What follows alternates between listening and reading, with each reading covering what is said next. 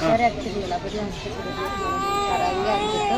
ಒಂದಿನ ಮಧ್ಯರಾತ್ರಿ ತೀರ ಒಂಥರ ಮನಸ್ಸು ಮಾಡ್ಕೊಂಡೆ, ದೇವ್ರು ನೆನೆಸ್ಕೊಂಡು ಬೇಡ್ಕೊಂಡೆ. ಅವತ್ತಿಂದ ಕೆಮ್ಮೆ ಇಲ್ಲ, ಅಂದರೆ ಬರೀ ಯಾವ ರಕಯ ಅಣ್ಣ ಮಾಮ ನಿಮ್ದು ಯಾವ ಊರು? ಬೆಂಗಳೂರು. ನಿಂದ ದೇವ್ರು ಹೆಚ್ಚು ನಿಮ್ಮ ಮಗಳು ಯಾವ ಸರ ಕೊಡ್ಲಮ್ಮ ಭಕ್ತಿಯ ಬೇಡ್ಕೊಂಡು ನೋಡಿ. ನಾನು ಹೇಳ್ತಾ ಇದ್ದೀನಿ, ನಮ್ದನಿಗೆ ದೇವರು, ಪೂಜ್ಯನಿಗೆ ದೇವರು, ಸಾಕ್ತಾನಿಗೆ ಮಕ್ಕಳು ಅಂತ. ನಾನು ಹಂಗೆ ಹೋದ್ರೆ ಮೂಲದ ಗೌಡ್ರು ನನಗೇನು ಕಟ್ ಮಾಡಿ ಚೆನ್ನಾಗಿ ದೇವರು ಚೆನ್ನಾಗಿ ವಿಧಿ ನೋಡಿ. ಮಾವಿನಕಾಯಿ ಅಂತಾರೆ ಗೊತ್ತಾಯ್ತಾ? ಮಾವಿನಕಾಯಿ ಅಂತಾರೆ, ಯಾರು ನೋಡ್ಬೇಡಿ. ಆಗ್ತೀನಮ್ಮ, ಇಲ್ಲೇ ಕೂತ್ಗೆ ಸುಮ್ಮನೆ ಆರಾಮ ಕೂತ್ಕೊಳ್ಳಮ್ಮ, ಮಾಡ್ಬೇಡ. ಗಂಡ ಹೆಂಡತಿ ಇಬ್ರಿಗೂ ಮಾತು ಬರಲ್ಲ, ಮಗು 3 ವರ್ಷ ಕಲಿಬೇಕಿಲ್ಲಿಗೆ.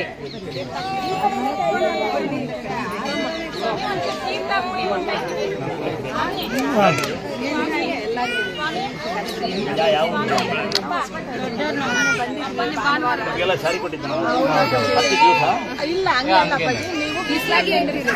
ಬಿಸಿಲು. ನಂಗೆ ಬಿಸಿಲಂದ್ರೆ ಇಷ್ಟ, ಕಾಯಿಲಿಲ್ಲ. ಇಲ್ಲಮ್ಮ, ಏನಾಗಲ್ಲ. ಕನಿಷ್ಠ ಪಕ್ಷ 8 ಅವರ್ ನಿಂತ್ಕೊಂತೀನಮ್ಮ. ಒಂದು 8 ಸೂಪರ್ ಸೇರ್ತೀನಿ, ನೀರು ಕುಡಿಯಲ್ಲ, ಅದು ಯೋಗ. ನೀರೇ ಮುಳುಗಲ್ಲ, ಕರೆಂಟೇ ಹೊಡೆಯಲ್ಲಮ್ಮ, ಅದು ಆ ಥರ, ಅದು ಯೋಗ ಶಾಲೆ.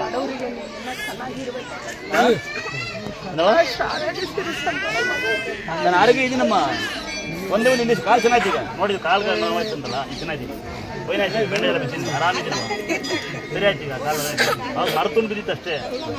ಚೆನ್ನಾಗಿದ್ದೀನಮ್ಮ. ದೇವರಿಂದ ಏನು ಕಾಯಿಲೆ ಕೊಟ್ಟೆ ಮುಂದೆ ಕೊಡೋಕ್ಕಾಡ ಅಂತ.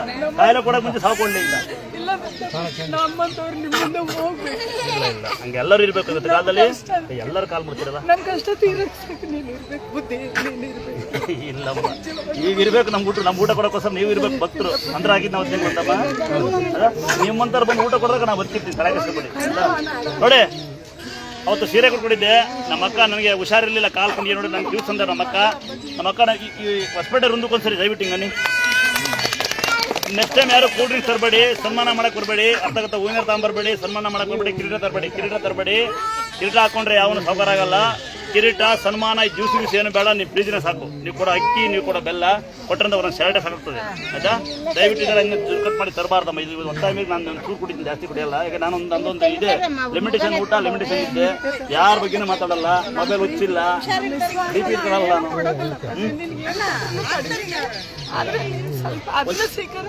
ಆಶೀರ್ವಾದ ಮಾಡ್ಬಿಡು. ಇಲ್ಲಪ್ಪ, ನಿಮ್ಮಂತ ಆಶೀರ್ವಾದ ನಮ್ಗೆ ಇರಲಿ. ನಿಮ್ಮಂತ ಅನ್ನದಾತರ ಆಶೀರ್ವಾದ ನಮ್ಗೆ ಯಾವಾಗ ಇರಬೇಕು. ಆಯ್ತಾ? ನಿಮ್ಮ ಆಶೀರ್ವಾದ ಇರಲಿ. ಯಾರು ನಂಬಾನ? ಯಾರು ನನ್ನ ಕಡೆ ಇರ್ತೀರಾ? ಅಣ್ಣ ಅಣ್ಣ ಅಣ್ಣ ಅಣ್ಣ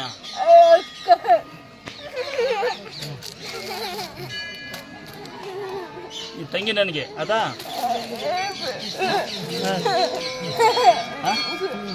ಇದು ಹಣ ಬೇಡ ನನಗೆ. ಈ 3 ಜನ ಇವ್ರಿಗೆ ಬರ್ತಲ್ವಾ? ಒಂದ್ಸರಿ ನೋಡಿ, ಎಂತ ಜೋಡಿ ಒಂದ್ಸರಿ. ಮಗುಗ್ ಬರ್ತಾ ಇಲ್ಲ ಅಂತ ಹೇಳಿ ನಾನು ಹೇಳಿದ್ ಕೇಳ್ತಲ್ಲ, ಸ್ವಲ್ಪ ಉತ್ತು ಮಣ್ಣು ಹಾಲು ಬೇಯಿಸಿ ಕೂರ್ತೀನಿ, ಸ್ನಾನ ಮಾಡ್ತಾರೆ. ಆಯ್ತಾ? ಈ 3 ಹಣ ಬೇಡ ಅಂತ ಹಾಕ್ತೀನಿ ನಿಮಗೆ. ಇದು ಹಣ ಬೇಡ ಅಂತ ಹೇಳಿದ್ರಿ. ಇದು ಸ್ವಲ್ಪ ಏನಿತ್ತು ತಂಗಿನ ಅವ್ರಿಗೆ? ನಂಗೂ ತಂಗಿ ಅಲ್ವಾ? ಇದನ್ನ ದಾರ ಕಟ್ ಮಾಡ್ಕೊಂಡೆ ಗಂಟಿನ ಮುಂದೆ. ಪಾಪ ಜೀವನ ಕೊಟ್ಟಾರ ಇವರು. ಏನು ಕೆಲಸ ಮಾಡ್ತಾರೆ ಇವರು? ವೆಲ್ಡಿಂಗ್ ಕೆಲಸ. ಯಾವ ಊರಪ್ಪ?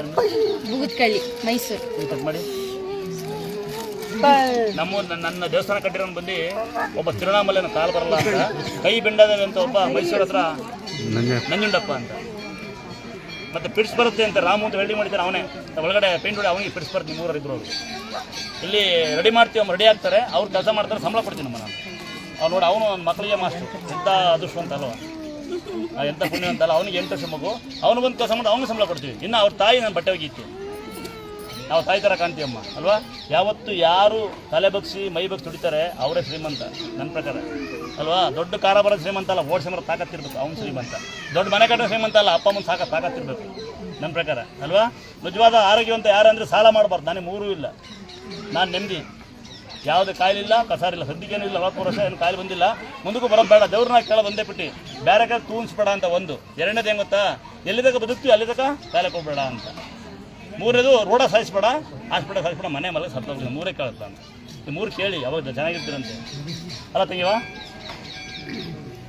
ದೇವರಿಗೆ ಹೆಚ್ಚು ಆಯಸಾರ ಕೊಡಲಿ, ವರ್ಷಕ್ಕೊಮ್ಮೆ ಕರ್ಕೊಂಬ ನಿಮ್ಮ ಮಕ್ಕಳು ಅಷ್ಟೇ, ನಾನು ಅದು ಕೊಡ್ತೀನಂತೆ. ಇದು ಕಟ್ ಮಾಡಿ ಒಂಚೂರು ಇವರಿಗೆ ಉತ್ತಮ ಈ 3 ಜನಕ್ಕೂ ದೋಷ ಇದ್ದರೆ ಉತ್ತಮ ನೋಡಿಬೇಕಂದ ನೋಡಿ ಬೆಳಗಿನ ಜಾವ 4-5 ಗಂಟೆಯಲ್ಲಿ ಜನ ನೋಡೋಕ್ಕೆ ಮುಂಚೆ ಸ್ವಲ್ಪ ಪೂಜೆ ಮಾಡಿ, ಒಟ್ಟಿಗೆ ಪೂಜೆ ಮಾಡಿ ಕೂಡ ಆಗಿರ್ತವೆ, ಭಕ್ತ ಪೂಜೆ ಮಾಡಿ ಹಾಲನ್ನ ನಿಮ್ಮ ತಲೆಗೆ ಹಚ್ಕೊಳ್ಳಿ, ಅಟ್ಲೀಸ್ಟ್ ಮಗುವಾರ ಮಾತು ಬರುತ್ತೆ ಮಾಡೋಣ.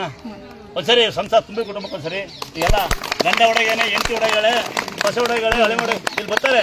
ನನ್ನ ಮಗಳು ಭಾಳ ಒಳ್ಳೆಯಳು, ಹಳೆ ಮೇಲೆ ಸರಿ ಇಲ್ಲ ಅಂತ ಕೇಳಿ ಬರ್ತಾರೆ ಆಂಟಿಯರು. ಇನ್ಕೆಲ್ಲ ಆಂಟಿಯರು ಬರ್ತಾರೆ, ನಮ್ಮ ಮಗ ಭಾಳ ಒಳ್ಳೆಯನು, ಸೊಸೆ ಸರಿ ಇಲ್ಲ. ಒಬ್ಬನೇ ಮಗ ಡೈವರ್ಸು, ಒಬ್ಬನೇ ಮಗ ಸೊಸೆ ಹೊಡ್ಸೋದು, ಒಬ್ಬನೇ ಮಗಳು ಗಂಡು ಬಿಡೋದು, ಈಗೆಲ್ಲ ಸಂಸ್ಕೃತಿ ಆಗ್ಬಿಟ್ಟಿದೆಲ್ಲ. ಇದರ ಮಧ್ಯೆ ಇವರು ದೇವಮಾನವರು ಅಂತ ಕರೆಯೋಣ, ಇವ್ರು ಏನು ಕರೆಯೋಣ, ದೇವಮಾನವರು ಅಂತ ಕರೆಯೋಣ.